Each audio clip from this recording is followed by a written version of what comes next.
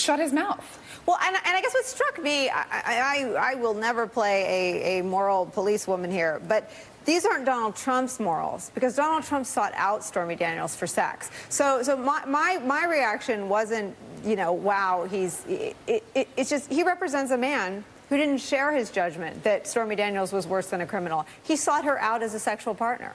Oh, he allegedly sought her out as a sexual partner, and I think... And he allegedly sought out Playboy playmate Karen McDougal. I mean, so Rudy Giuliani, and you know, no opinion on his personal conduct, but he is the president's lawyer, and the president didn't have these views about women who were porn stars or Playboy playmates. Sure, but the president has incredibly sexist, misogynistic views about how he treats women in general. We've heard the way that he talks about women, calling them dogs and pigs, talking about grabbing them by their genitals. So he may not have shared these views about these specific women, but the way that the president talks about women and behaves towards women, it's not so out of line with what Rudy Giuliani said. And what he said about Stormy Daniels was disgusting. It gave me a pit in my stomach from the second I woke up this morning. But my first reaction was, this is so disrespectful to the First Lady.